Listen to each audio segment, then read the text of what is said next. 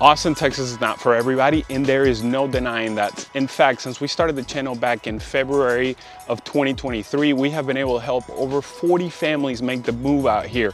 But what are some of the reasons why people decide not to move out here? And we're gonna start out with number one, affordability.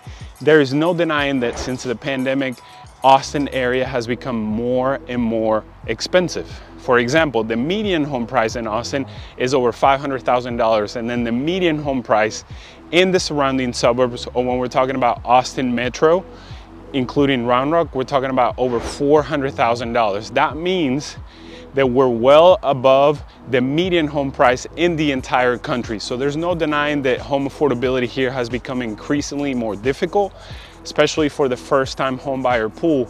Now, when you compare it to other areas like, let's say, California, Chicago, Seattle, New York, we are much, much more affordable than those areas. But another surprise that people have when they come to this area, especially if you come from California or the Seattle area, yes, you can definitely find a much bigger home here for, let's say, $400,000 or $500,000. But most people have this skewed perspective or perception that you can find a gigantic house here in the Austin area, and that is not the case.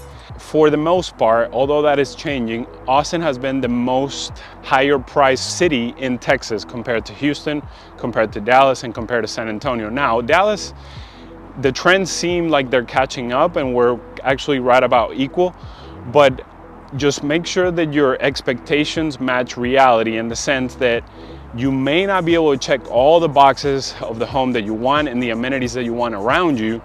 So it's important to keep those in mind when it comes to finding a house. For example, if your budget is between $300,000 to $400,000 and you want a brand new home, more than likely that house is not gonna have everything that you want. However, you're definitely gonna find a new home and you're gonna be able to afford a house compared to California, compared to Seattle, compared to New York and things like that. So, but keep that in mind, because a lot of these homes that are around $300,000 to $400,000, they're in an up and coming area and you may not have all the amenities around.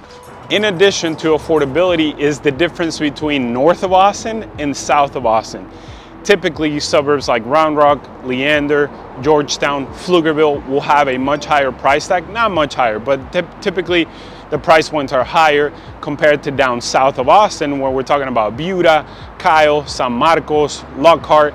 And a lot of the reason for this is just more established. Typically, the suburbs up north are more established, like Round Rock, that has been for a long time. For example, we have the Dell headquarters here that has been here for over 40 years. You have more of a tech presence in the north part of Austin. So that is one of the many factors that affect home affordability. But there are exceptions in the north. For example, Hutto, which I have brought to you guys many, many times before, you have much, much affordable options in that suburb. Taylor, Texas as well, which is exploding with the Samsung plant. But if you're looking for more bang for your buck, as of we stand today in 2025, you're definitely gonna get more for your money down south in Buda and Kyle, which are also exploding. And I'm super, super excited about those suburbs coming up. But that is definitely another point to consider when it comes to affordability. Number two, and one of the most important ones, and why some people have decided not to buy in the Austin area, is property taxes.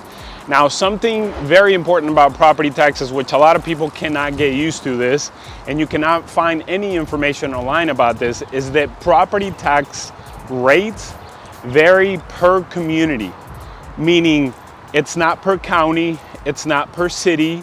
They literally vary per neighborhood. So one neighborhood across the street may have a different tax rate than the other neighborhood on the other side of the street.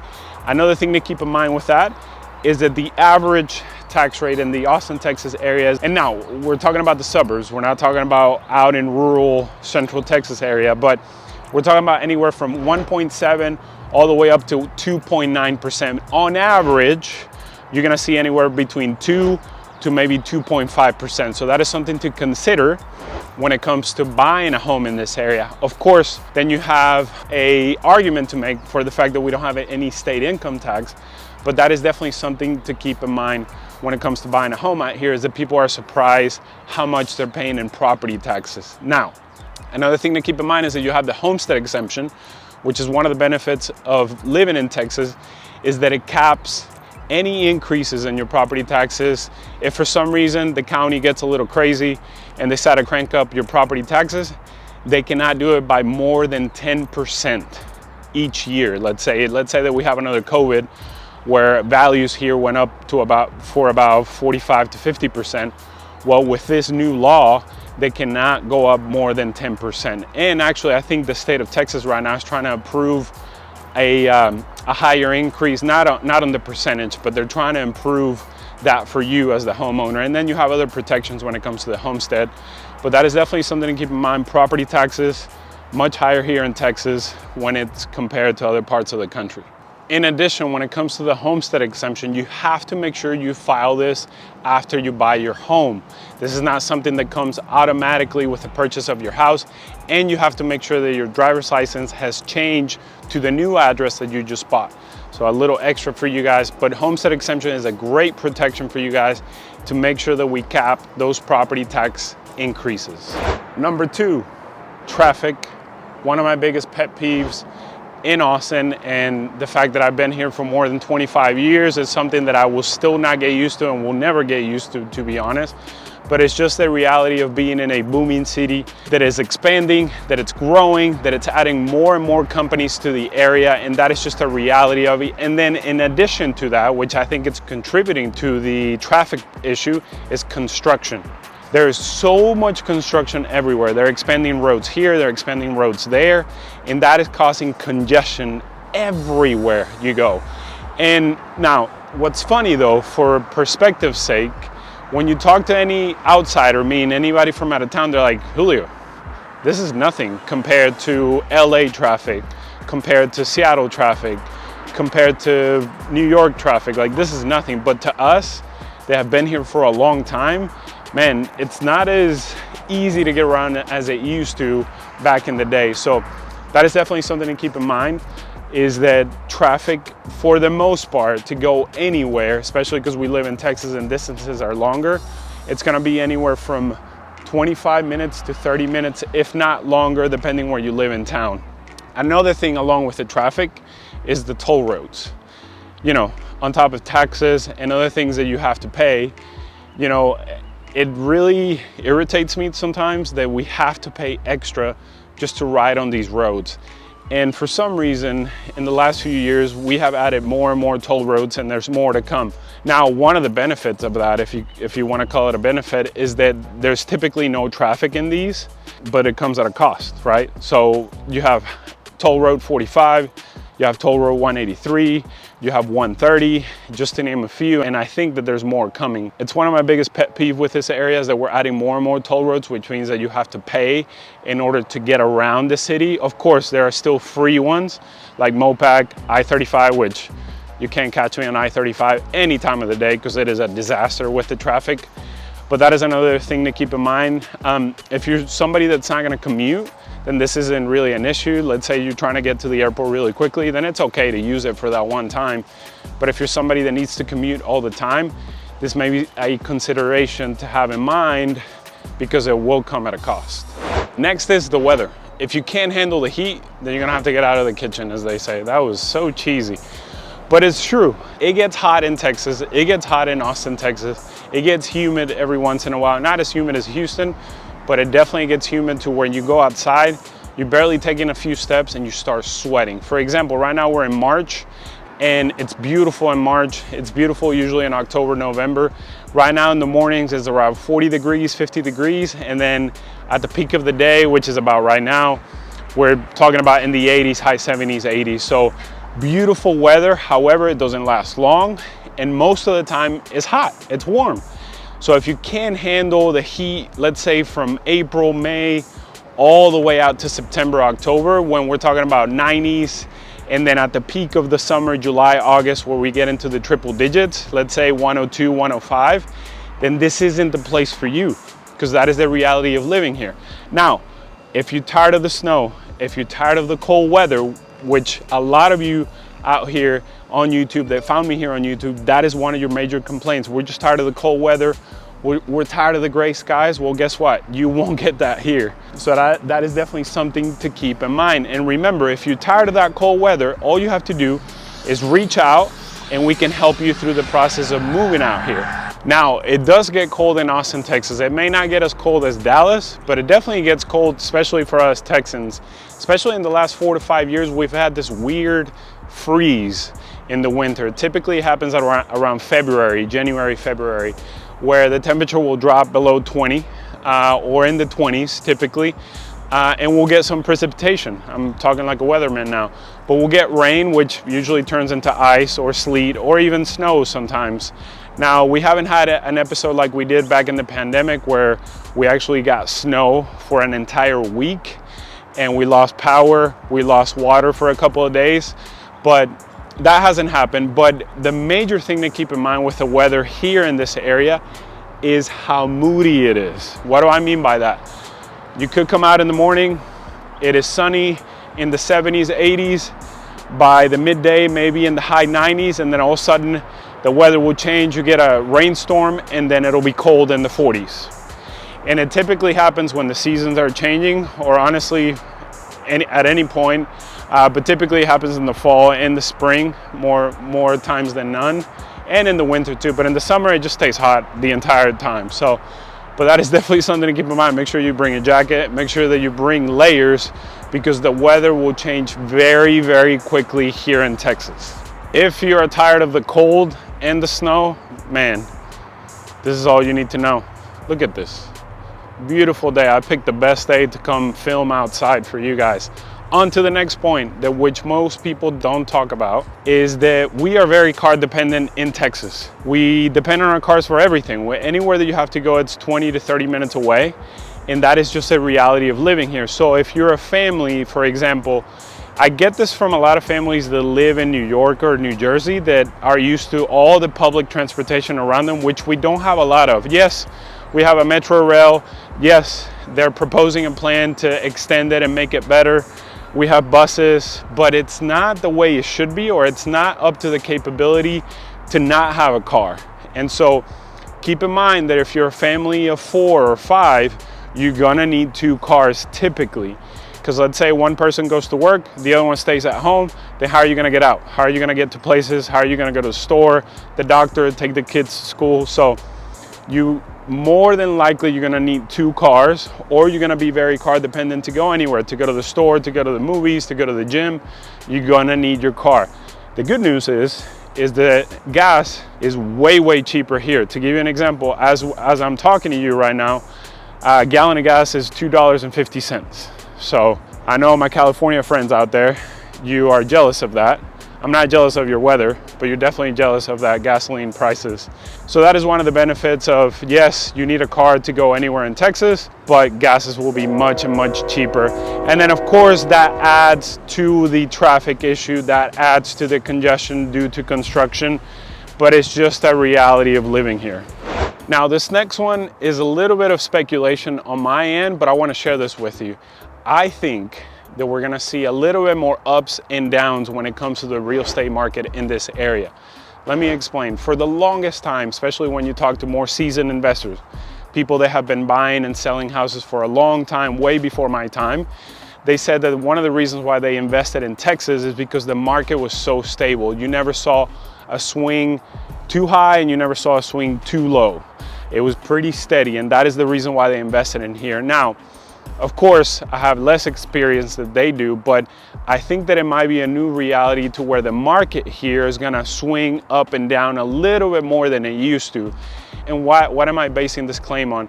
One, we have a heavy presence of the tech sector. And as you guys know, we see it in California. They're heavy in the tech industry, and you tend to see those swings in home prices as well. So I think some of that is gonna come this way.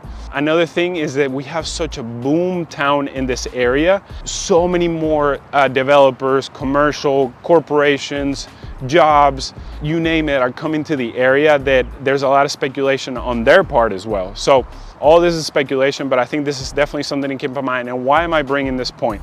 The reason why I'm saying this is because if you're buying a house as your family home, I'm not talking to investors out there, I'm just talking about my families out there that reach out and they say, hey, Julio, we cannot afford a house in California. We cannot afford a home in Chicago. We cannot afford a house in Seattle. We want to buy a house here.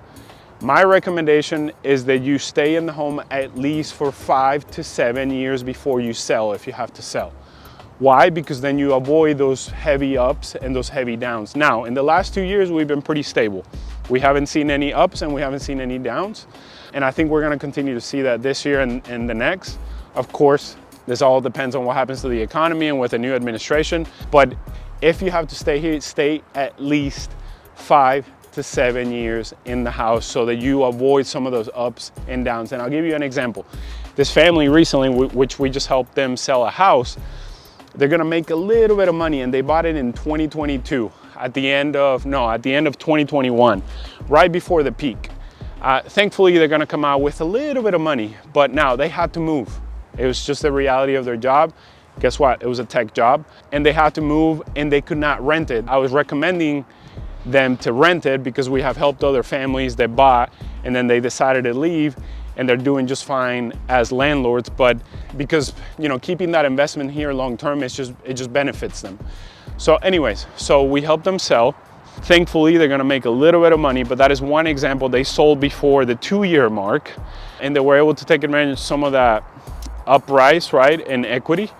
But that is definitely something to keep in mind. I know I'm getting long-winded, but the point that I'm trying to make is that if you're gonna buy a home in this area, make sure that you're gonna stay here for at least 5 to 7 years, and honestly, keep it as a rental or keep it as an investment.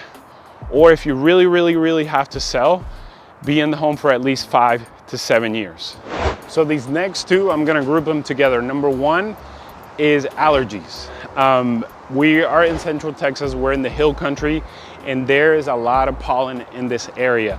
And typically when it comes to the springtime, or maybe even in the fall going into winter, you're gonna get some allergies. For example, for me personally, every spring season, I have allergies, whether it's a runny nose, my eyes are crying, you name it, I get allergies. A lot of my family also get allergies. My mom and my sister, they always need to take something when it comes to the springtime. So consider that. If you're somebody that is very allergic to pollen, to weeds, ragweeds, wildflowers, cedar, things like that, that is definitely something to consider. Now, you know, I've gotten used to it, and I will put up with allergies for this all day long, even though they haven't bloomed yet, it's coming.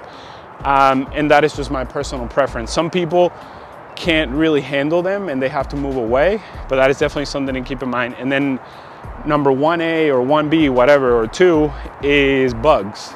There's a lot of bugs in Texas because it gets humid and it gets hot, and little critters here and there, little bugs that you've never seen before. Now, this isn't anything to be alarmed about, but if you're somebody that's very sensitive to that, that is definitely something to keep in mind. You know, we're talking about crickets, bugs, flies, things like that that are just around, especially when you go outside in the summer. Also, be considerate, especially in your garages and things like that, of scorpions and snakes. Although I haven't seen that many snakes lately, but definitely scorpions, you know, bees, wasps, things like that. We just have bugs in this area. And I think a lot of it has to do with sometimes the increased humidity in the summer. So that is one that not many people talk about, but are important to keep in mind: allergies and bugs. As you have learned today, Austin, Texas may not be for you, whether it's the heat, the bugs, the allergies, the traffic, the congestion, the affordability, property taxes, you name it. Guess what? There is not one perfect city out there in America, but if you're considering moving out here and you and the family have decided to make this your home, you know what to do. Reach out to the number, the email, or schedule that Zoom. And if you've been dreaming about becoming a homeowner, you guys have no idea how many families we have gotten, young families, that thought that they could never afford a house. And that is honestly one of the most rewarding talks, one of the most rewarding journeys that we could ever take with you guys, is to actually have you own your own house, and the power of owning a house. If that is you, and in the place that you live, you can't afford to buy a house, guess what? We have helped many families do that here, and I know that we can do the same for you. And guess what? If you're tired of the winter, if you're tired of the weather, the cold, the gray, look at this, guys. Look at this. It's not even spring yet. barely flowing, but you just wait a couple of weeks and this will be beautiful green. If you're tired of that, the prices, the weather, guess what? There's a better place out here called maybe Austin, Texas. Until next time, adios.